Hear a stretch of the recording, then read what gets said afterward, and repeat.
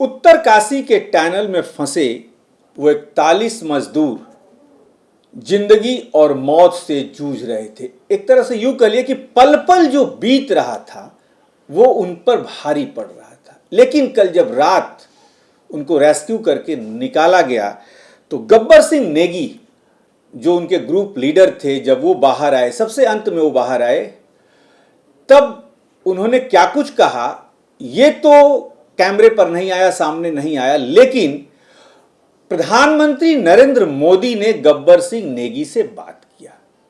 गब्बर सिंह नेगी ने कहा कि जब आप बाहर के देशों में फंसे भारतीयों को बचा के ला सकते हैं, युद्ध की भूमि से भारतीयों को बचा के ला सकते हैं, तो हमें तो ये विश्वास था कि हम तो अपने देश में ही हैं, आप निश्चित तौर पर हमें बचाएंगे।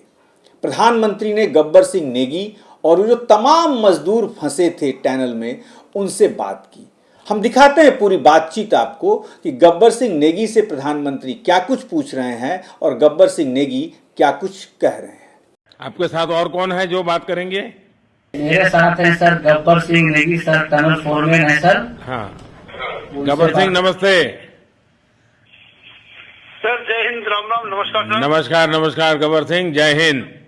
देखो गब्बर सिंह, मैं तुम्हें तो विशेष रूप से बधाई देता हूं क्योंकि मुझे डेली रिपोर्ट हमारे मुख्यमंत्री जी बताते थे कि आप दोनों ने जो लीडरशिप दी और जो टीम स्पिरिट दिखाया, मुझे तो लगता है शायद कभी किसी यूनिवर्सिटी को एक केस स्टडी तैयार करना पड़ेगा कि गब्बर सिंह नेगी गांव का व्यक्ति, उसमें वो कौन सी लीडरशिप क्वालिटी है कि इससे संकट के समय में भी अपनी पूरी टीम को संभाला।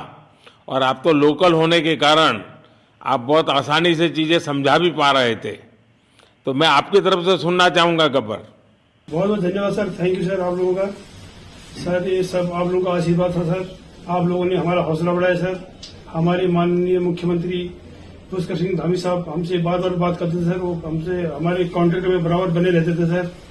और हमारी कंपनी की पूरी कंपनी की टीम लगी हुई थी सर। ये कंपनी हमारी फैमिली की जैसी थी सर।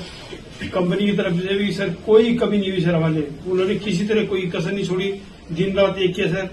हमारी सेंट्रल गवर्नमेंट भी सर हमारे साथ में रही, उनके सारे कर्मचारी एकदम दिल से लगे रहे सर हमारे साथ में।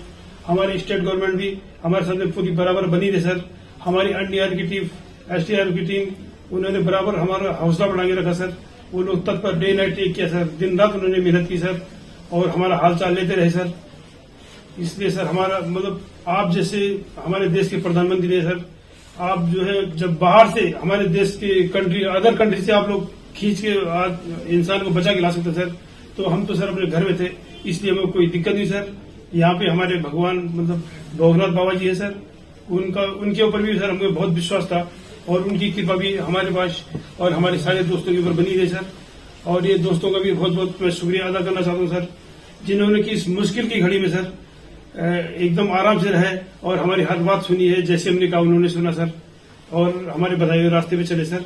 और उन्होंने हौसला नहीं छोड़ा, हमारे साथ में रहे सर और बराबर हमारा बहुत हौसला बढ़ा के रखा सर। बहुत बहुत धन्यवाद सर, मैं ज्यादा क्या कहूँ सर। जय हिंद, जय भारत, जय उत्तराखंड। आपने बहुत संभाला, लेकिन मैं सबसे एक और बात भी कहना चाहूंगा, आपको शायद अंदाज नहीं होगा, आपके परिवार के सब लोग बहुत दुखी थे, स्वाभाविक थी। पूरा देश 140 करोड़ देश के लोगों को चिंता थी और सुबह शाम जो भी मिलता था तो मुझे यही पूछता था कि मोदी जी क्या खबर है, ये कब निकलेंगे, क्या होगा। सामान्य नागरिक भी मेरे से ये सवाल पहले पूछता था। और लेकिन मैंने देखा कि आपके सब परिवारजनों ने, सामान्य रूप से मैंने देखा है कि जब भी ऐसे संकट आता है तो परिवार के लोग बहुत ही गुस्सा करते हैं, परिवार के लोग बहुत ही और चिंता और बढ़ जाती है। तो आपके परिवार के जन भी सचमुच में बधाई के पात्र हैं कि उन्होंने सचमुच में संयम बरता और इस सारी प्रोसेस को सहयोग किया। उन्होंने चिंता होना बहुत स्वाभाविक है, आंसू आ जाना, दुख होना तो स्वाभाविक है।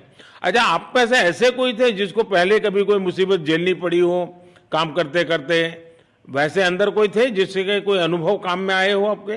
सर ऐसा तो नहीं था, लेकिन एक बार मैं सिक्किम में था, उस टाइम लैंड स्लाइड हुआ था सर, अर्थक्वेक आया था, भूकंप आया सर, उसमें हम थोड़ा बहुत फंसे हुए थे सर, मतलब काफी दिन तो उसमें काफी प्रॉब्लम आई थी सर, लेकिन ऐसे टनल के अंदर नहीं फंसे थे सर हम लोग। और यहाँ पे मेरे एक बड़े भाई साहब है सर, मेरे भाई साहब वो भी लगातार तब से हमारे साथ में रहे बाहर से, उन्होंने हमारा बहुत हौसला बुलंद किया सर।